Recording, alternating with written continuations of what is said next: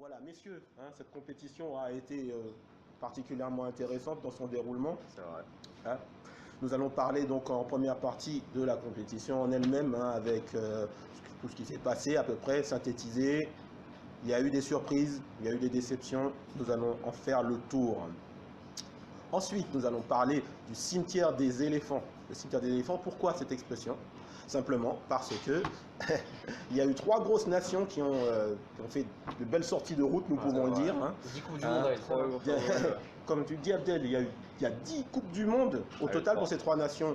L'Allemagne, l'Espagne et le Brésil. Ça, il y a du dossier, on va bien pouvoir en parler. Ensuite, le continent africain, malheureusement, notre cher lion de l'Atlas. Hein, on débriefera ça, Voilà, qui n'a pas malheureusement réussi à qualifier une seule équipe pour le second tour pour la première fois depuis 1982. Et en 1982, il n'y avait que 2 équipes. Ouais. Voilà, c'est pas terrible quand même. On termine avec oui, notre équipe nationale qui aura réalisé un mondial en clair-obscur, on peut le dire, mais qui s'est qualifié pour la finale. C'est le plus important, voilà. Hein, n'est-ce pas? Nous sommes le 14 juillet, fête nationale, demain c'est le 15. Imaginez... On en profite pour saluer voilà, tous les Français, voilà, ce jour de fête nationale. Voilà. Pour saluer Aziz, notre 4e chroniqueur qui n'a pas pu être là aussi. Oui, Aziz, on te salue, on aurait bien aimé que tu sois là aujourd'hui, mais ce n'est que partie remise. Exactement. Voilà, messieurs, nous sommes partis. Première partie, donc la compétition en elle-même, cette Coupe du Monde. Alors Andrés, qu'est-ce que tu en as pensé au terme du déroulement? Alors, compétition encore une fois très très riche en émotions, en retournement de situation, tout ça. Également riche en... Bon, surtout en émotion, voilà, parce que je pense après footballistiquement parlant, on reste quand même un peu voilà, sur notre fin, il faut dire les choses. Sur notre fin, oui. Donc voilà, c'est à peu près voilà, ce que j'en retiens. Oui. Toi Bernard, qu'est-ce que t'en penses? Personnellement, j'ai vu une domination du vieux monde, hein, on va dire. Parce que, oui, très clairement. Ouais, hein, l'Europe a quand même placé sur les 16 qualifiés au second tour 10 équipes. L'Europe confirme sa suprématie. Elle règne encore une fois voilà, sur le football mondial. Oui. Donc ce dernier carré voilà, ressemble plus à un euro qu'à une Coupe du Monde. Donc, nous allons y venir, effectivement. Le dernier carré, hein, les équipes européennes font 4 sur 4, Abdel. 4 sur 4. 4 sur 4, ouais. C'est pas très exotique tout ça. Bah après, voilà, il y a le fait que les autres continents aussi ne soient pas forcément au niveau de l'Europe. Notamment l'Afrique, mais on en parlera après. Oui. Il ne me semble pas qu'il y ait, à part le Japon, d'autres équipes asiatiques en 8e. Bah non, il n'y avait que le Japon. Ouais. Une seule équipe de la CONCACAF, hein, l'Amérique centrale, le Mexique. Et 4 équipes d'Amérique du Sud. D'ailleurs, notre ami, notre spécialiste de la CONMEBOL, qu'est-ce que tu vas pouvoir nous dire de tout ça? Alors, pour revenir sur ce que j'ai dit, voilà, l'Europe règne encore une fois de plus sur le football mondial. Je pense que là, l'Amérique du Sud a vraiment failli, entre guillemets, encore une fois, dans cette Coupe du Monde. Oui. On a vu voilà, que les équipes européennes étaient bien plus armées que les équipes sud-américaines. Voilà, je pense notamment à un écart flagrant au niveau tactique, mais également aussi au niveau physique. Donc voilà, je pense que l'Amérique du Sud n'était pas au niveau voilà, cette année. Elle n'a pas aussi non plus eu beaucoup de chance voilà, dans les croisements, dans les matchs de la dernière phase. Donc je pense que voilà, c'est des faillites collectives dans la plupart des nations sud-américaines. Comme on a pu voir, voilà, l'Argentine, voilà, c'est vraiment la plus grosse faillite collective de cette Amérique du Sud. C'est terrible. Effectivement. Le Brésil aussi. Le Brésil aussi, ouais, c'est vrai, le Brésil. C'est vrai que le Brésil qu'on voit toujours comme, on en reparlera, mais comme toujours un vainqueur potentiel. Le Brésil, de toute façon, est normalement, dès que... Tout le temps, c'est tout le temps le Brésil, c'est toujours un gros favori qu'on attend toujours dans le dernier carré. Voilà, on les attend toujours dans le dernier carré de ça, et voilà, là, il y a une... Mais tu parlais de l'Argentine, justement, et Abdel avait bien... On en avait un peu parlé entre nous. Il y a le football argentin en tant que tel, le football d'équipe nationale, est totalement en ruine, il faut le dire. Ah oui, non, clairement, vraiment là, En Argentine, c'est vraiment un problème non seulement qui concerne voilà, l'équipe nationale, mais également la structure là-bas du football argentin en lui-même. Voilà, les problèmes en interne, on connaît voilà, les problèmes dans la fédération, tout ça. Problème de gouvernance. Exactement. Et voilà, c'est vraiment un problème à une échelle vraiment, vraiment plus grande que les autres nations sud-américaines, mais voilà. On leur souhaite de pouvoir régler ça. On leur souhaite voilà, exactement de pouvoir il y a quand même régler ça, du talent. Revenir, voilà, exactement, il y a du talent. Et vraiment, c'est dommage parce que voilà, on sait que l'Argentine, il y a quand même une génération qui était là. C'est une nation de football, ouais. Il y a des joueurs. Beaucoup d'aficionados. Exactement, il y avait beaucoup d'espoir qui étaient mis sur cette équipe. Malheureusement, ils ont encore une fois échoué. Donc voilà, j'espère qu'ils vont très vite tourner la page et très vite se reconstruire. Et faire voilà, cette transition générationnelle. Oui, parce qu'il y a une sacrée génération oui, qui bien s'en sûr, va. Messi aura 35 ans à la prochaine Coupe du Monde, donc il est improbable maintenant, on ne sait jamais. 35 ans, tu peux encore jouer, mais il est improbable qu'il soit de la prochaine Coupe du Monde au Qatar. Et encore, il faut se qualifier, etc. etc. Transition avec la Russie. Le pays hôte a réussi, au-delà de toute espérance, un excellent parcours. Nous sommes honnêtes avec vous, aucun de nous trois ne les voyait faire ce parcours exceptionnel, étant donné les formes, l'état de forme au début de la compétition et tout ça. Et pourtant, ils sont arrivés, ils étaient à un tir au but. Un tir au but, des demi-finales. C'est vrai. Messieurs, on peut parler d'un hold-up. Oui, clairement. Soyons honnêtes. Je pense même, je dirais même moi, personnellement, ma surprise de ce mondial, parce que clairement, je les attendais pas là, et même au départ, je les attendais pas au deuxième tour. Donc vraiment, ouais, une grosse surprise, une agréable surprise, d'autant plus que c'est le pays qui accueille cette Coupe du Monde. Et d'avoir vu cette euphorie russe, il faut le rappeler que là aussi, voilà, c'est pas un pays de football, et d'avoir vu toute cette euphorie, tout voilà, cet élan pour cette équipe russe. Vraiment, c'est une bonne chose pour le football russe et pour également le football mondial. Je trouve que voilà, la Russie a vraiment. Un élan vers une progression. Exactement, et elle a vraiment surpassé le rendement qu'on espérait. Ah, complètement. Et voilà, je pense que c'est une très bonne chose. Voilà, on pensait qu'elle était même en danger vis-à-vis de l'Égypte. Ah oui, clairement. On ne pensait pas qu'elle allait passer même, au second tour comme exactement. Après, si je peux me permettre justement, bon, on en parlera juste après, mais au niveau du jeu, c'était vraiment pas fameux la Russie. Oui, non, ils ont pu, en tant que pays hôte, tête de série, bénéficier d'une poule abordable. Tout à fait. Mais au niveau du contenu, que ce soit le match contre l'Espagne ou que ce soit le match contre la Croatie, il n'y a pas grand-chose. Ce serait pas méchant de dire que c'est quand même plus qu'inespéré d'arriver jusqu'à de toute façon, on se rappelle la campagne de matchs amicaux désastreux qu'ils avaient fait. Ils ont pris pas mal de petites raclées contre des nations clairement établies. Messieurs, la Russie, maintenant, qu'est-ce qu'on leur souhaite? C'est que ça se pérennise pour eux, qu'ils surfent sur cet élan. Exactement, qu'ils surfent, voilà, qui poursuivent voilà, cette progression qu'ils ont eue durant cette Coupe du Monde. Et, également, voilà, ils ont une belle génération quand même qui est là, avec des Golovin notamment, Cherichev. Voilà, des jeunes joueurs qui sont encore là et qui seront encore probablement là lors d'une éventuelle Coupe du Monde pour la prochaine. Le prochain écueil, on va dire pour eux, ce sera se qualifier pour l'Euro 2020 et ensuite peut-être se qualifier pour Qatar 2022. C'est vrai. On verra bien, on verra bien parce qu'ils ont quand même bénéficié d'une chance. Pays organisateur, tête de série. Du coup, ça leur a donné une poule, on va dire, plus abordable que prévu. Messieurs, quelques chiffres. On parlait de jeu. Nous pouvons parler du nombre de buts. On va parler de jeu, On va parler du nombre de buts marqués. Petit récapitulatif, en 2002, nous avons eu 161 buts. En 2006, 147. En 2010, 145. En 2014, 171 et là actuellement nous en sommes à 167. Il reste deux matchs.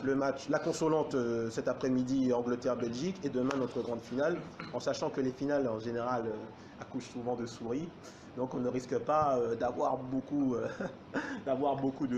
buts. Peut-être lors de la consolante on verra. Mais là on a un chiffre qui se maintient bon an mal an. Donc c'est une bonne moyenne. Ça fait quand même une moyenne. Mais ça reflète pas le niveau, si je peux me permettre. Bon là on va passer au jeu. Oui. Voilà, si je peux me permettre, moi je vais faire un raisonnement plus global que sur cette Coupe du Monde. Là, je pense qu'on assiste à l'ère de la victoire minimaliste, notamment avec la... Bon, ça c'est un exemple parmi tant d'autres, mais notamment avec la dernière victoire en Europa League du Manchester de Mourinho. Voilà, je pense que cette Coupe du Monde, c'est vraiment, là je le dis vraiment, mais c'est vraiment une phase déterminante. Oui. Parce que bon, là j'ai pas le temps de rentrer dans les détails, mais il faut savoir que dans le courant footballistique, il y a deux pensées qui s'affrontent. Il y a plus la pensée pragmatique, Tout à fait. c'est-à-dire peu importe le jeu, bon après il y a plusieurs pragmatismes, bon c'est un autre débat, peu importe le jeu, seul le résultat compte. La Et fin ensuite- justifie les moyens. Exactement. Et ensuite, il y a la pensée plus dogmatique, c'est-à-dire que, comme des coachs comme Guardiola ou Sarri, j'ai une vision de jeu, je ne déroge pas à cette vision de jeu, C'est vrai, c'est vrai. quoi qu'il puisse m'en coûter. Oui. Et, Je maintiens le cap coûte que coûte, Exactement. et le résultat sera mon seul Exactement. juge. Exactement. Voilà. Mais ce que je déplore, si je peux juste finir, c'est que Bien cette sûr. Coupe du Monde reflète bien cette vision, comme tu l'as dit, la fin justifie les moyens. C'est du nivellement par le bas, pour moi, à partir du moment où tu es en réaction et non pas en action. Ah. À partir du moment où l'enjeu prend le pas sur le jeu, à partir du moment où tu es tétanisé par l'idée même de produire du jeu, parce que je rappelle, le football c'est quand même un jeu. C'est Bah vrai. oui, on a deux buts, il faut les remplir de ballons. Hein. Parce que pour ceux qui nous reprochent entre guillemets d'être trop puritains, je rappelle juste que le football est un jeu et que selon moi, après bon, c'est peut-être une vision plus subjective, le meilleur moyen d'avoir des résultats, c'est quand même de produire du jeu. Stratégie C'est vrai, d'attaque. c'est À vrai. partir du moment, après c'est pas une question de défensif ou pas offensif, chacun sa vision, mais du moment qu'il y a un fond de jeu, pour moi c'est le plus important. S'il n'y a pas de fond de jeu, si tu joues au bonheur la chance, ça peut passer, mais pour moi si ça passe, c'est que ça veut dire que c'est grave pour l'époque footballistique dans laquelle on est. Pour moi c'est du nivellement par le bas. Notamment quand je regarde surtout la dernière demi-finale Angleterre-Croatie, l'Angleterre menait, mais C'est arrêté de jouer. C'est arrêté Ils se de sont jouer. arrêtés de jouer. ils balançaient des parpaings sur Kane comme Oui. c'était un peu comme au basket, c'était on prend le deuxième rebond. Et Bah, là par- c'était Et pareil. paradoxalement, Ouais. on peut noter, messieurs, que la Croatie les a punis en produisant du jeu, Malgré malgré le leur, fait qu'ils clairement, soient cuits, hein. malgré leur état Ouais, de c'est fatigue vrai, c'est vrai. avancé. Et il y a une image que je retiens personnellement. Ils mènent 2-1 Ils dans continuent la de- prolongation, ils continuent à attaquer. Et vous voyez quand même le remplaçant vétéran Exactement. archi-usé, Vedran Čorluka, hein, 1m90, qui part sur l'aile, essayer de donner le surnombre. C'est de jouer tout simplement. C'est du jeu. Ouais. Hein, la C'est vrai. solution devrait normalement passer par le jeu, mais c'est vrai que c'est une tendance Si, du mondial. excuse-moi, un juste, peu je peux me spéciale, permettre quoi. juste pour finir sur ça, parce que je pense que c'est un sujet très important. Oui. La finale, ça ne sera pas une finale comme une autre. Pour moi, il y aura beaucoup d'enseignements à en tirer philosophiques, je pense. Là, ça va être, bon, je caricature un peu, mais là, ça va être le jeu face au non-jeu. Ah, Là, franchement, on est dans une phase, on est dans une période charnière. l'euro, C'est vrai, c'est vrai. un peu de romantisme C'est face vrai. au pragmatisme On est pas en mal. fait. Et moi, franchement, je tire mon chapeau à des équipes, mine de rien, comme le Japon, qui, merci. qui même à 2-0 ne Oui. s'est pas arrêté de jouer. Ouais, oui. Et morale de l'histoire, peu importe l'équipe contre laquelle tu joues, il faut jouer son ratou, quitte à C'est tomber vrai, comme c'est tu vrai. Ils ont joué, disais, oui. tomber avec les Ils sont honneurs. tombés avec les honneurs japonais d'ailleurs. Des équipes on les aussi, salue, bon, bah, là-dessus. je serais un peu subjectif comme nous, le Maroc, bon, malheureusement, on a des jouets. Gardons un petit peu pour tout à l'heure, Pour parce le que c'est un casque africain, gros c'est vrai. dossier. Ah ouais. Mais effectivement, il y a des équipes, franchement, produisent du jeu il y a des équipes comme le malheureusement Pérou ont été bénies. face au Danemark qui mériteraient bien plus que ce qu'ils n'ont eu. Et voilà. C'est vrai que Pour clôturer ce. c'est un petit peu la victoire d'un pragmatisme poussé à son Un pragmatisme paroxysme. un peu hein, froid, parce que tu peux être c'est pragmatique froid. comme Oui. Zidane avec le Real cette année, parce que mine de rien, il y a eu du jeu. Oui, Mais, après ça dépend quel est le matériel que tu as à Exactement, disposition c'est vrai, aussi. C'est vrai, c'est vrai. Hein, mais là, on joue avec ses parle- moyens. On parle de l'équipe de France après. Vu le matos dont tu disposes, te contenter d'une victoire aussi rudimentaire, aussi froide, Ah, t'es pas content toi, hein? moi ça me Hein, désole. ça te- Personnellement, ça me désole. Ah ouais, non, je Ben, comprends. beaucoup de gens te diront, mais nous en reparlerons, hein, que C'est la comment dictature dire, du résultat. que nous sommes en finale, n'est-ce pas Takir, hein, du cimetière des éléphants, avec trois grosses carcasses décharnées hein, qui se retrouvent dans cette zone. Les catombes des gros cylindrés. C'est ça, l'hécatombe des gros cylindrés, mes amis, car trois monstres sacrés ont contre-performé dans les grandes largeurs. C'est vrai. Hein, l'Allemagne sortie sans gloire au premier tour, l'Espagne sortie également sans gloire à l'issue des huitièmes de finale, et le Brésil qui a atteint les quarts de finale certes, mais qu'on attendait au moins dans le dernier carré, voire en finale. Oui, oui. Voilà. Hein. C'est parti messieurs, nous commençons avec l'Allemagne. Alors l'Allemagne, on récapitule. Spécialiste, toi. Ah ouais, la Mannschaft, hein, je suis très très déçu. Malheureusement, c'est du jamais vu dans leur parcours, dans leur dernier parcours internationaux. Vraiment, il faut se rendre compte du truc, messieurs, dames. C'est clairement. C'est un vrai séisme. Une équipe qu'on attendait dans le dernier carré, hein, largement, qui avait l'effectif normalement pour. L'entraîneur ultra chevronné, hein, Joachim Löw. Et le football aussi, hein, normalement le football léché et équilibré, hein, qui fait du jeu. Et toi, à ton avis, le fameux jeu. Pourquoi cet échec? Pourquoi cet échec? Alors, il faut se dire déjà qu'on a une génération qui est peut-être moins affamée que la précédente. Il faut se dire qu'il y a de nombreux mondialistes qui peut-être n'ont pas fait les efforts nécessaires. Un style de jeu qui a paru un peu dépassé. Dépassé pas dans le sens des intentions offensives, mais surtout la couverture du terrain. On a vu une équipe qui était perdue dès la perte du ballon. Hein, avec des adversaires qui arrivaient à se projeter très très vite. Hein. Une faillite de certains cadres, il faut le dire. Le malheureux Mesut Özil, qui a été vraiment mauvais. Il faut le dire, Özil n'a pas existé dans ce mondial. Draxler, pareil. Qui dit encore Jérôme Boateng, expulsé contre la Suède, hein, qui aura fait un mondial totalement transparent, alors qu'en 2014, ça avait été un des éléments prépondérants. Oui, clairement. Hein, il est clairement en baisse physique, hein, je trouve, hein, l'ami Jérôme.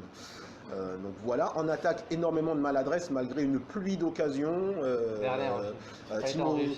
Après Werner, il a peut-être joué un peu hors de position, il faut dire. Werner, normalement, c'est plus un Germain dans le profil, c'est-à-dire qu'il joue avec un deuxième. Voilà, avec un deuxième attaquant. Pour se regarder, bien évidemment. Tout à fait.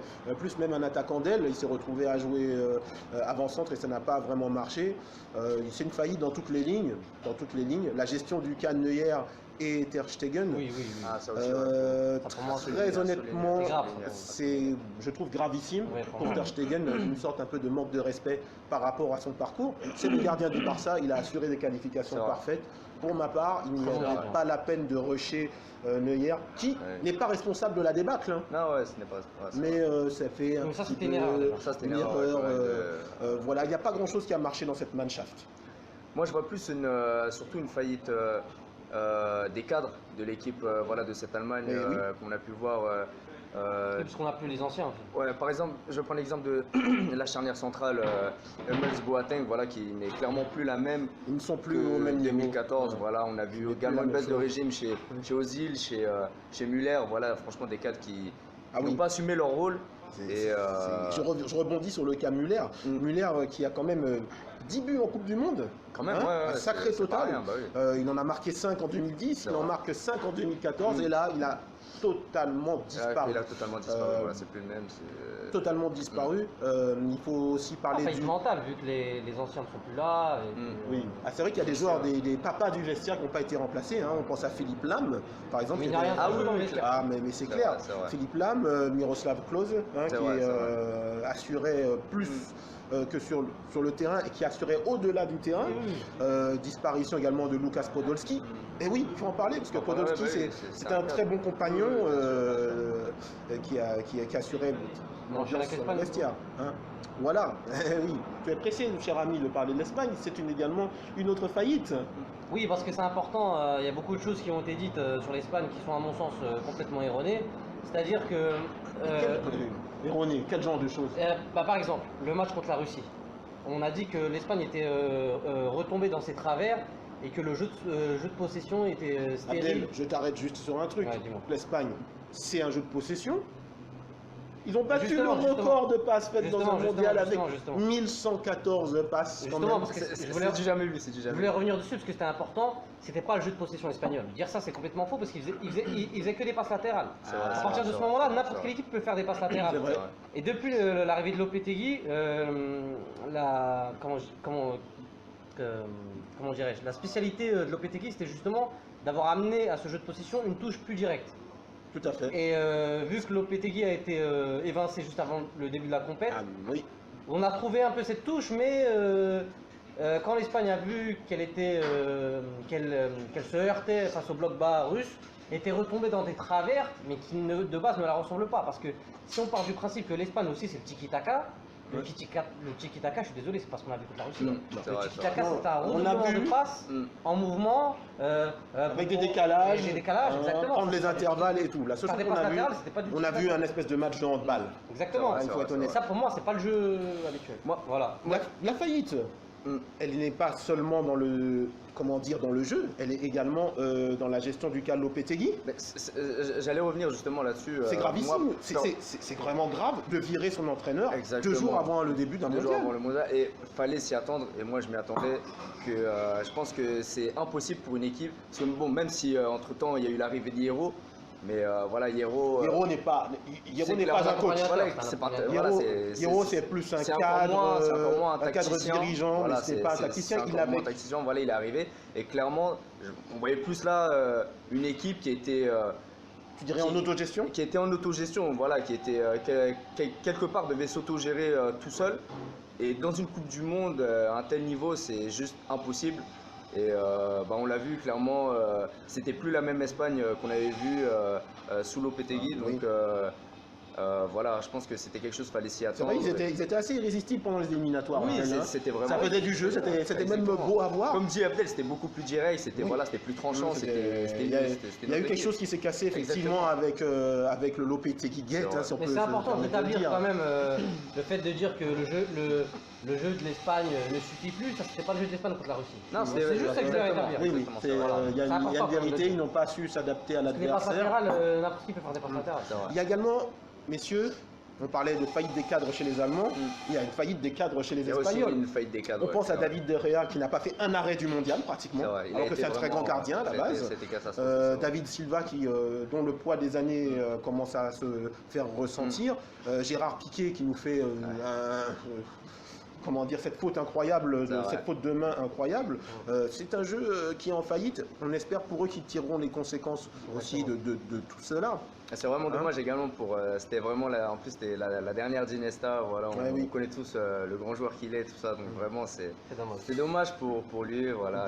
Il aurait mérité mieux. Il aurait mérité mieux, mais de l'autre côté c'est un peu symptomatique de l'équipe. C'est-à-dire qu'on a un grand joueur qui a fait sa tournée d'adieu un peu cette année, il faut être honnête, et qui n'a pas été à la hauteur, mais bon, ça reste Iniesta, on va pas lui manquer de respect non plus. C'est un immense joueur.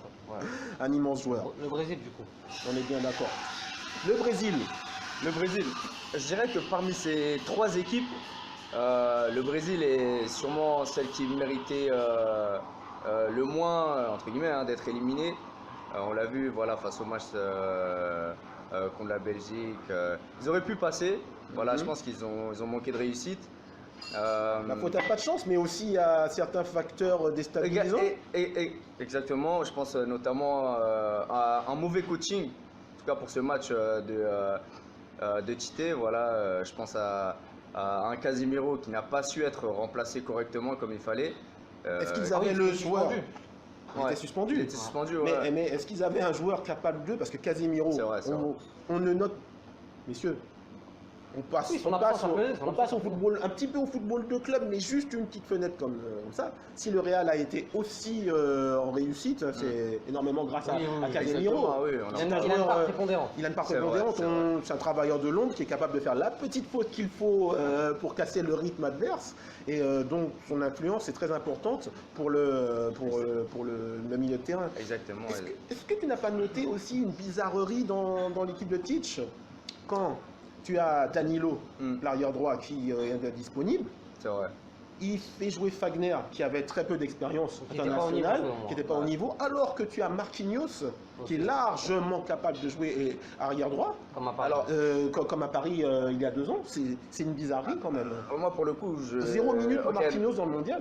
Alors moi, pour le coup, bon, bien sûr, je note la faiblesse de Fagner dans ces dernières rencontres, mais je vais noter également je vais plus pointer au niveau de la défense la présence de Miranda, qui, je le souligne depuis un moment, ne devait pas être titulaire, en tout cas dans ce Brésil-là. Et pour cette compétition-là, je pense que il y a, en fait, je pense qu'il n'est pas à la hauteur du mondial. Pas à la hauteur, il était à la hauteur des éliminatoires comme Mebol, je comprends pas comment Tite a pu se priver d'une charnière Thiago Silva, Marquinhos, qui, je le rappelle, Il y a des automatismes. jouent ensemble, voilà, qui ont leurs automatismes. Ça fait des années qu'ils jouent ensemble au PSG. Voilà, c'est une défense, voilà, une charnière qui marche très bien et Qui se connaît. ouais, qui se connaît très C'est vrai bien. que c'est un privilège quand même de pouvoir aligner. C'est un privilège, tout le monde ne l'a pas. L'Uruguay là avec Godin et Jiménez, ça a très bien Bien marché sûr. pour eux. Oui. Je pense que là, le Tite, ça a été une de ses erreurs. Une de ces Une de ces erreurs, il y en Une a- de il y en a- ces erreurs il y en a parce eu qu'il y a une gestion de l'effectif qui est un peu bizarre. On pense à un Gabriel Jesus qui Exactement, qui il n'a faut revenir. rien fait du mondial, Voilà, exactement, je qui est pense très qu'il faut décrié au Brésil. Mm. Il ne faut pas être sorti de Saint-Cyr pour voir qu'il ne faisait Exactement, pas l'affaire. exactement. On avait Roberto Firmino qui Mm. était sur le banc.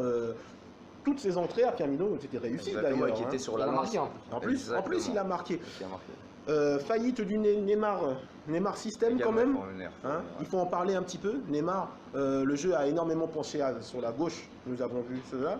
Peut-être trop. Il n'y avait finalement pas assez d'alternatives. On a- hein. Ouais. Pour moi, il y a une action qui symbolise justement ça contre la Belgique. C'est qu'il y avait des circuits préférentiels entre Coutinho, Marcelo et Neymar. Oui. Il y avait un décalage qui était fait à droite. Au lieu de balancer le jeu, de changer complètement vers Willian, Vers c'était Willian, stéréotypé, ça restait à gauche. Ça restait à C'est gauche. vrai. hein. Bon, On voulait de la gauche, on restait à gauche. Ça, c'était une faillite. Voilà. On Une faillite. Bon, on ne peut pas dire qu'ils ont fait un tournoi catastrophique, Non, mais non, c'est une pas grosse. catastrophique. C'est une, Mais c'est- Ah, pour le Brésil, c'est une déception. pour le Ça Brésil, reste une grosse c'est une déception grosse, pour le Brésil, c'est une contre-performance. Parce qu'il faut rappeler qu'ils allaient chercher le titre. Oui, Ils étaient ah là oui, pour le oui, titre. ils étaient là pour clairement. le titre. Et voilà, Ouais. ils ont été déjoués par la Belgique. Vraiment, encore une fois, c'est dommage. C'est Mais dommage pour eux, effectivement, mais voilà, je pense que en tout cas, je pense pas qu'ils ont commencé un processus avec Tite. Je pense que pour eux, le mieux, c'est de continuer. continuer encore. avec Voilà, Tite. je pense que Il faut continuer à le. je pense que à Tite jouer. doit apprendre voilà, de cet échec et les joueurs aussi et ce groupe aussi.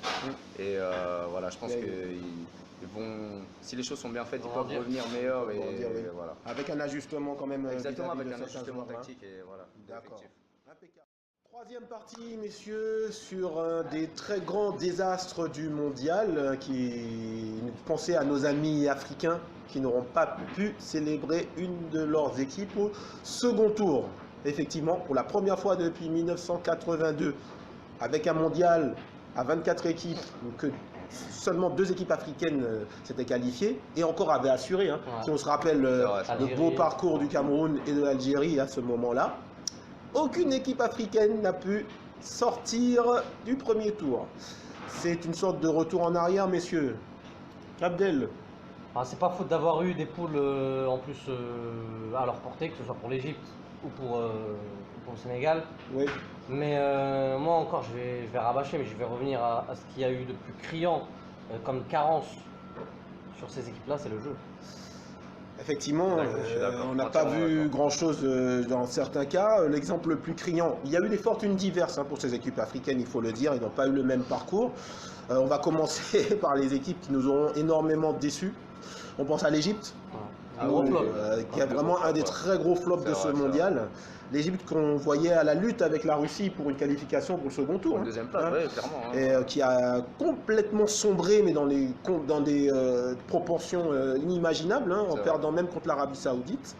Ouais. Voilà, donc 3 défaites. Merci, Pareil, au il revoir. n'y a pas eu de jeu, quoi. C'était trop défensif de la part de Cooper. Oui, Kuper, oui, qui était venu vraiment avec une tactique minimaliste. Alors, on pourrait dire entre parenthèses, crédit, l'absence de Mohamed Salah. Je dis Ouais, je trouve absence, ça- même je trouve s'il ça- était là. Non, je pense Ça, pour Il, moi, ça il était là juste comme Ouais, ça. Hein. Il était vraiment sort de la ligne. l'ombre de lui-même, malheureusement. Et en plus, il y a des problèmes extrasportifs en plus, qui se sont greffés à avec tout la ça. fédération, tout ça. Tout à fait, hein, la fameuse photo avec Super.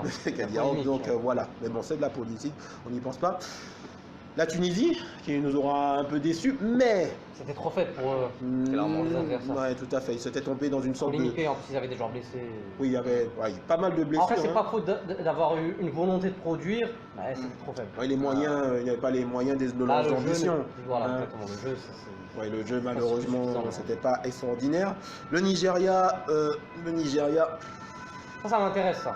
Si je peux me permettre, le Nigeria, je pense que si on fait le parallèle avec 2014 avec Stephen Keshi aux manettes, je trouve que là, l'arrivée de Gernot Rohr, ça a complètement dénaturé le jeu typique du Nigeria qui était fait d'attaques rapides On pense notamment à Ahmed Moussa qui avait brillé, c'est- qui a brillé, mais qui avait aussi brillé en 2014. Tout à fait, c'est une vraie flèche. Lui. Ouais, franchement, ouais. Et Flèche technique, qu'est-ce que j'allais dire? Ouais, sur Garnotror, je trouve qu'au niveau du jeu, ben, Il n'y a pas grand-chose. Hein. pas grand-chose, c'était néant. Mais est-ce que tu n'as pas été, et toi aussi Andrés, surpris par cette tendance en fait, du Nigeria à disparaître complètement pendant 50 minutes et à jouer très fort pendant 20 minutes et à redisparaître hein. C'est ce qu'on a vu par exemple bon, contre la Croatie, ils ont essayé. Bon, voilà. Contre l'Islande, il n'y a rien eu pendant une mi-temps et ensuite, grosse accélération, résultat, une belle victoire 2-1. Contre l'Argentine, il y avait les moyens de battre l'Argentine. Clairement. Il y avait les moyens de battre l'Argentine. Ils sont menés, ils reviennent en courant, en faisant tout ce qu'il faut, et à partir de ce moment-là, ils ne rejouent plus. C'était quand même bizarre. Effectivement, le Nigeria a quand même du talent. De l'autre côté, on a une sélection qui est quand même assez composite, hein, avec beaucoup de joueurs nés en Europe. Hein. On pense à Trost et Kong, par exemple, Léon Balogun en défense centrale, quelques joueurs. Ça faisait quand même une sélection un petit peu bancale à certains postes. Il n'y avait pas tous les automatismes. Un gardien qui était le 3e gardien de la Corogne, il faut se dire. Pour moi, c'est un gardien sans être méchant niveau DH. Non, c'est clairement pas professionnel. C'est pas professionnel tout ça. Pas... 19 ans, inexpérimenté. Bon, le meilleur gardien nigérian a priori. Bref, tout était réuni pour que ça ne marche pas et malheureusement ça n'a pas marché. On fait quand même un big up au Sénégal qui aura, vraiment, je pense qui aurait mérité dans l'absolu hein, d'aller au second tour, mais au niveau du fair play, malheureusement, hein, on décerne un petit carton jaune. Voilà, c'est le 6 cartons jaunes contre 4 aux Japonais et pas qualifié au fair play. Il y a eu du jeu qui a été proposé par nos amis sénégalais, tout de même. Une sorte de rigueur que le coach Aliou Cissé a mené. Exactement. C'est la patte Aliou Cissé. Très à l'européenne. Un coach à l'européenne, un jeu pragmatique avec les qualités des uns et des autres. J'ai été agréablement surpris par Mbaye Niang qui a donné pas mal de percussions. On n'en parle pas assez aussi, il y a eu la faillite Mané quand même. Mané qui a fait un montage très et il a fait 3 non-matchs, pas à la hauteur de son statut. Alors il faut dire, bon Mané c'est un très bon joueur, il devait probablement être éreinté par sa très longue saison avec Liverpool, donc ça a été à des joueurs fatigués. Voilà, on espère mais beaucoup mieux pour eux. Félicitations quand même à Youssouf Sabaly, qui a fait un très bon mondial, il faut dire. Un des top latérales de son jeu. Top latéral, alors que normalement c'est un latéral droit. Il a joué à gauche. Hein, il faut noter ça. Donc sa cote monte de manière exponentielle. Un ancien du PSG. Voilà, je ne dirai rien de plus. Dossier bouillant, messieurs, dames. Avec notre lion de l'Atlas. Abdel, le Maroc. Là, tu m'as lancé sur un plateau. Après, le Maroc, bon, je vais paraître un petit peu subjectif, mais à part la deuxième mi-temps contre l'Iran, on a complètement déjoué. C'était vraiment sale. C'était vraiment sale, où le plan de Kiroz a fonctionné à la perfection. Oui. Franchement, les autres matchs, on est loin d'être ridicule. Franchement, au niveau du jeu qu'on a proposé, complètement. Comparé aux autres équipes africaines, je pense que voilà, il y avait l'envie de produire. Et comme on disait auparavant, il nous manquait, je pense, un buteur de renom. Complètement, vous n'avez pas d'avance. Boutaï plante un peu en Turquie, mais c'est trop léger niveau Coupe du Monde. Oui. Le jeune El Kaabi, c'était encore trop léger. C'était la sensation parce que les supporters le réclamaient, donc Renard l'a titularisé. Oui. Mais je pense aussi que c'était trop léger niveau Coupe du Monde. Et après, voilà, il nous a manqué ce petit grain qui fait que tu passes un second tour, que tu gagnes un match. Parfois même pourquoi pas que tu ne mérites pas, ce petit grain qu'on peut appeler la réussite, ce qui nous a manqué. Oui. C'est pareil contre le Portugal, il y a un manque de réussite criant. Je rappelle juste une stat, 27 tirs en 2 matchs, que ce soit contre l'Iran ou le Portugal. Seulement 6 ou 7 cadrés, ça c'est vraiment... c'est un manque de réalisme. Alors pourtant le jeu était là, le milieu de terrain impératif. Après nous les équipes entre guillemets maghrébines, on est connus pour ça, pour avoir des joueurs de ballon, mais pour ne pas forcément avoir des buteurs de renom. Ça manque d'avancement, ça manque peut-être aussi... Comme l'Algérie en 2010, il leur manquait un grand avancement, etc. Donc nous, c'est un peu pareil. Le gardien aussi, hein, qui est un peu la faiblesse récurrente des équipes africaines. Mais pour moi, surtout, le gros point noir, parce que moi je sais de quoi je parle pour chez nous au Maroc, je vais paraître un peu ingrat, mais je pense que le gros point noir c'est Hervé Renard. Alors pourquoi je m'explique? Je suis d'accord. Hervé Renard. Oui, Pourquoi? je vais Parce que m'expliquer. c'est Ça, quand c'est même le intéressant. coach qui vous qualifie pour la Exactement, première fois exactement. depuis 98. Alors, il faut savoir que nous, ce qui nous manquait, c'est une certaine rigueur, une certaine discipline. Son prédécesseur, Badou Zaki, ancien grand gardien que tu as connu en 86, Zaki, avait formidable. apporté cette discipline, avec notamment le fait de sanctionner les joueurs qui sortaient la veille de match, etc. Mais au niveau du jeu, c'était pas encore ça. Donc, du coup, on avait remplacé au pied levé par Renard. Il n'y a rien à dire, franchement, il nous a inculqué un état d'esprit combatif qu'on n'avait pas vu. Même le match en Côte d'Ivoire, on gagne 2-0 à Abidjan, on gagne 2-0 mais on continue à presser. Vous voyez Boussoufa et Lamadi au milieu qui font des prises à deux. Franchement, c'était au niveau de l'état d'esprit, il n'y a rien à redire.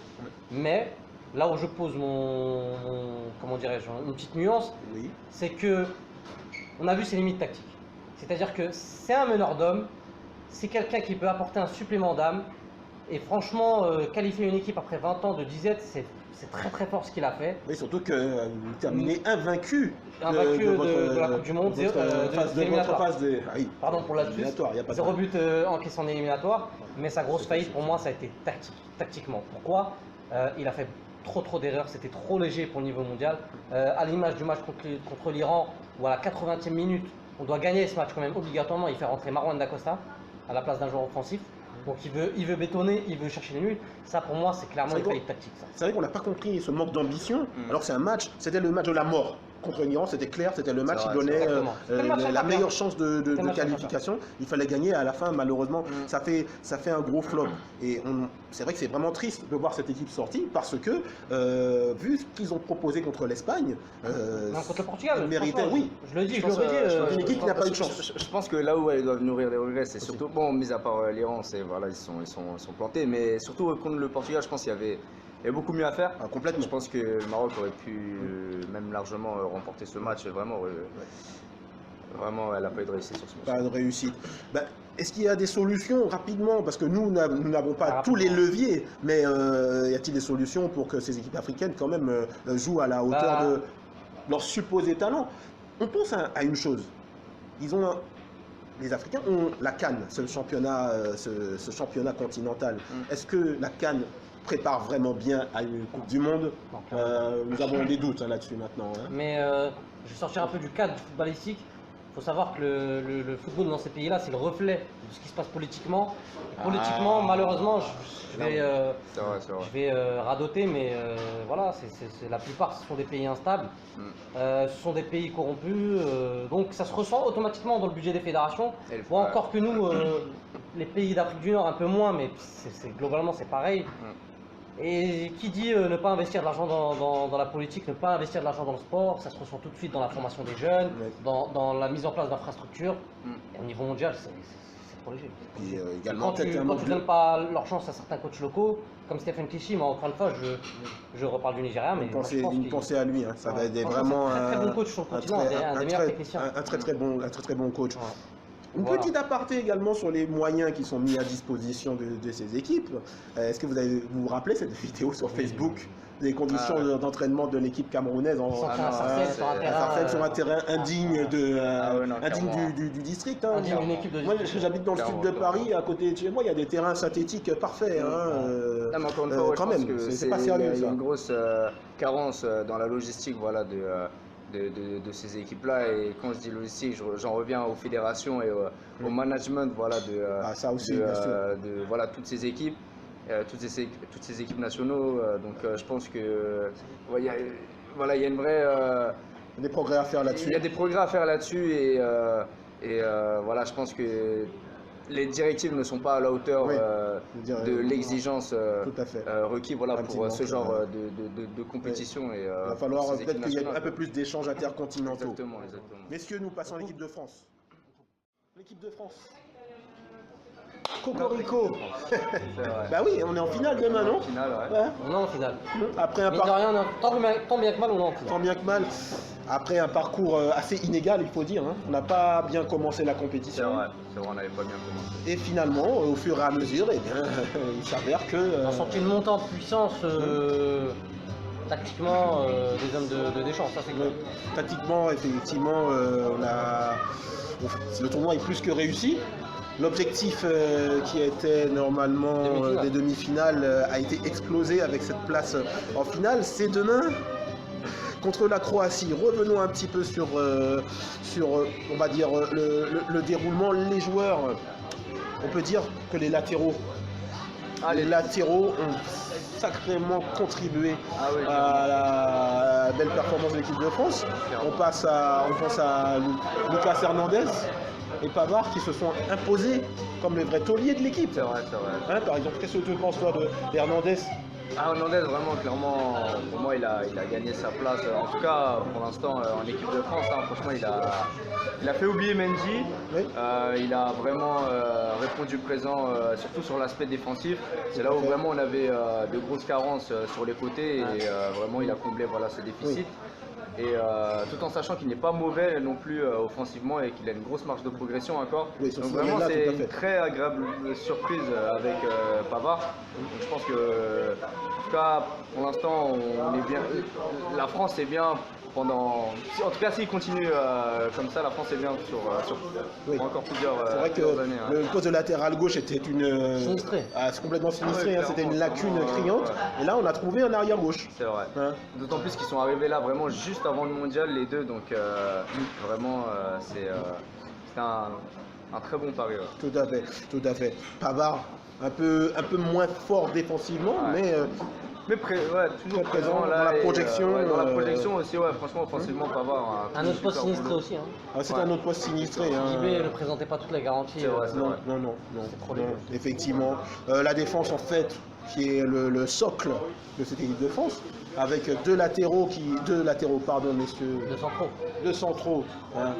Umtiti et Varane qui répondent présents. Ouais. Umtiti sévèrement critiqué après son premier tour. Mais surtout Varane. Varane est vraiment le patron. C'est à l'image des gros matchs en Ligue des Champions du Real. Clairement. Il a clairement aussi son niveau de jeu. Il y a une chose à signaler, c'est au sujet de Varane. Varane, c'est un défenseur classe. Il défend très proprement. Laurent Blanc. Il est capable d'être dur ce qu'il faut, mais sans excès en fait. Oui, non, clairement, c'est vraiment de l'efficacité pure et simple. Franchement, rien à dire sur Varane, il répond présent dans cette Coupe du Monde et c'est ce qu'on attendait de lui. Oui. Et et même justement, je souligne de plus parce que Umtiti, c'est vrai que on l'a beaucoup critiqué depuis le début du mondial. Il n'est pas tout le temps à l'affût, rassurant comme il devrait, tout ça. Et heureusement que Varane est là parce que c'est vrai que de ce point de vue-là, Varane comble un peu les quelques lacunes qu'Umtiti a pu avoir durant cette Coupe du Monde. Donc vraiment Varane top, rien à dire. On a fait un peu un focus sur la défense parce qu'on se rend compte de l'apport évidemment au niveau défensif, mais on voit que les défenseurs marquent beaucoup de buts. Nous avons 10 buts pour l'équipe de France en 6 matchs pour le moment. Demain le 7e, le gros morceau, mais il 4 ou 5 buts pour les... voilà. On a Varane qui nous met un but de la tête contre l'Uruguay, on a Umtiti qui marque contre la Belgique, on a Pavard qui nous sort cette magnifique frappe à l'Argentine. Donc on peut dire que les défenseurs sont un socle essentiel. Le milieu de terrain souverain, il faut être honnête. Surtout Kanté quand même. Kanté qui est formidable. Et Pogba aussi, je le souligne. Pogba qui fait un bon mondial. Personnellement aussi qu'on a critiqué et à raison. Décrié, mais il fait un bon mondial. Qui fait pas un mondial non plus éclaboussant, mais qui fait un bon mondial. C'est un bon mondial. Un peu moins bon que Kanté quand même. Oui, quand même. Kanté, on peut largement le mettre dans le 11 clairement. Je pense que dans son poste en sentinelle, ça a clairement été, je pense, le meilleur. Tout à fait, messieurs. En attaque, on pourrait carrément se poser la question de se dire que finalement le leader technique du club de l'équipe, c'est Mbappé. Oui, clairement, je pense que Mbappé a pris le jeu et les attaques à son compte. Franchement, depuis les 8e, c'est lui un peu qui fait les différences. Tout à fait. Offensivement. Il met la panique dans les équipes adverses. Dès qu'il a le ballon, c'est dur. Exactement. Mais sinon, pour revenir à la force collective de la France en général, offensivement, je parle, vraiment, je la qualifierais comme étant vraiment réaliste parce que l'équipe de France a marqué quand elle le devait vraiment. À chaque Ouais, fois. exactement. Une bonne gestion des temps forts. Exactement. Mais en termes de jeu, ne sommes-nous pas un peu frustrés parfois? Se dire qu'avec avec autant de matériel, des joueurs que toutes les équipes nous envient, forcément, Ouais, faut dire. franchement, se dire qu'il n'y a pas moyen d'être un peu plus convaincant en termes de jeu. Comme je le disais, pour ceux qui seraient tentés de nous qualifier de chauvin ou de trop puritain, je pense quand même qu'en toute objectivité, l'animation offensive, l'élaboration des actions est quand même assez rudimentaire. C'est-à-dire que à partir des finales, des huitièmes, pardon, comme l'a dit Andrés, comme l'a souligné très justement Andrés, on s'est beaucoup trop reposé, et pour moi ça c'est pas normal, on s'est beaucoup trop reposé sur Mbappé. On s'est beaucoup trop reposé sur ses exploits individuels. Griezmann qui était le leader technique en 2016. Un peu en demi-teinte sur ce tournoi. Exactement, on n'a pas. Certains vont te Sortir les stats, exactement. sortir des statistiques, Mais dans le jeu, deux passes décisives, 2 buts, mais ensuite. Dans le jeu, c'est peut-être qu'il paye sa saison d'Atlético, il a fait beaucoup de matchs, mais Oui, bon, peut-être un comme peu les fatigué, autres, comme peut-être. beaucoup de gens. Mais ouais, c'est correct, mais c'est pas ce qu'on attend de Griezmann. On pourrait exiger un peu On plus. exiger plus, et puis- Exiger, demander. Oui, bah oui. Et puis surtout au niveau du matériel qui est à disposition de Deschamps, se contenter encore une fois, comme je l'ai dit, de seulement des exploits individuels d'un joueur. Ça laisse un peu. Ça laisse un petit peu. Moi, ça me laisse sur ma faim. faim. Alors si on est champion du monde comme ça, tant mieux.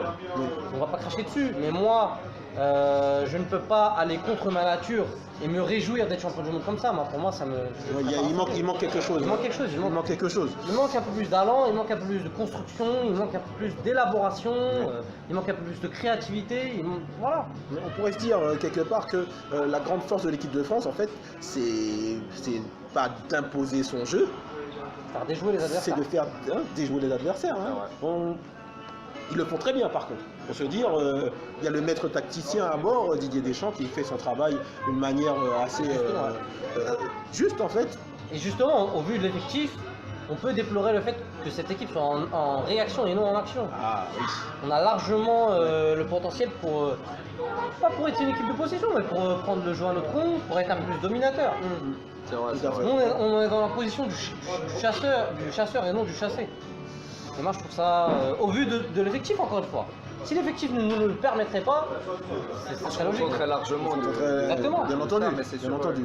On a une équipe qui est capable non seulement de gagner, la preuve est faite de toute façon, avec ce schéma. Avec la manière. Voilà, avec la manière.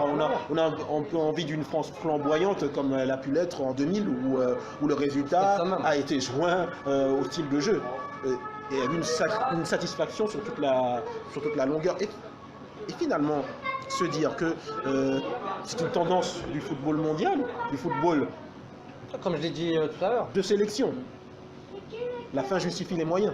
C'est vrai, c'est vrai. Voilà, on est un peu sur notre fin, mais bon, Comme je l'ai dit, c'est du nivellement par le bas, je trouve ça fort regrettable. que c'est regrettable. Mais les autres, les partisans D'autres, du résultat te diront, Ils sont satisfaits. le jeu a été maîtrisé, c'est vrai, les adversaires ont été contrôlés, oui.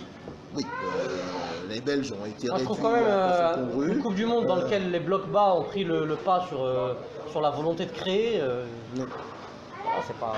Quelque part, c'est regrettable en fait. bien sûr. C'est Un petit pronostic du coup, on passe au pronostic. On peut parler des pronostics, même si c'est jamais évident, car on ne sait jamais ce qui va vraiment se passer. Toutefois, la Croatie part avec un déficit de fraîcheur assez notable. Ils ont joué 3 prolongations sur les 3 derniers matchs. D'ailleurs, c'est une première, atteindre la finale avec 3 prolongations. C'est vrai. Mais ils l'ont fait. Donc, Abdel, Moi, je vois bien une victoire 2-1 poussive malgré tout oui. de la France. Je pense que le déficit physique, comme tu le disais, va fortement jouer. Oui. La disposition tactique est à l'avantage de l'équipe de France. Ils aiment attendre. C'est la Croatie qui va faire le jeu, donc l'équipe de France aime jouer dans ces dispositions. Ah, tout à fait, c'est un C'est un schéma. autre avantage de plus. C'est un schéma. Le seul alors, avantage, exactement, le seul avantage qu'on peut laisser pour la Croatie serait l'avantage mental. parce qu'ils ont, notamment pour l'Angleterre, ils ont su puiser dans leurs ressources. Tout à fait. Ils ont eu un supplément d'âme, comme on dit, C'est clair. qui les a très bien caractérisés, comme tu disais. Ils menaient 2-1 en prolongation, ils continuaient de presser très haut. Ah, c'était incroyable. C'est la marque d'une équipe vaillante. Oui. Ça L'extrême, une vaillance extrême, il faudra se méfier justement de cette résilience. Exactement. De cette Donc, résilience. moi, je dis 2-1. personnellement. Tu dis 2-1, d'accord. Andrés. Alors moi, je dirais, je pense que voilà cette fatigue, la fatigue accumulée, la Croatie va se faire ressentir demain. Oui. Je pense que physiquement la France est meilleure, en tout cas est mieux préparée que la Croatie et je pense que ça va beaucoup jouer. Moi je vois une victoire nette de la France demain. Ah, net et sans bavure. Voilà, Avec un jeu plein de panache, des envolées, une domination Voilà. technique. Je l'espère, mais je vois quand même voilà Plutôt réaliste, quoi. voilà ultra réaliste. Je pense qu'il y aura un combat physique qui sera largement à l'avantage de la France et qui sera déterminant dans la confrontation de demain. Et C'est sûr. dans ce sens, je pense que la France gagnera nettement. Je vois un 2 voire 3-0 pour la France. Donc voilà quoi. Très bien. Ah, faut que je me mouille. On finit avec toi, du coup. Allez, il est évident que l'avantage physique est nettement pour l'équipe de France, hein, qui a dans les pattes un match de moins que la Croatie. Le style de jeu de la Croatie convient mieux à l'équipe de France, qui va pouvoir normalement se projeter en contre-attaque. Je ne m'attends pas spécialement à ce que nous fassions du jeu, mais que nous absorbions l'adversaire. 1-0, l'équipe de France. Hein. À mon avis, la deuxième étoile est apportée.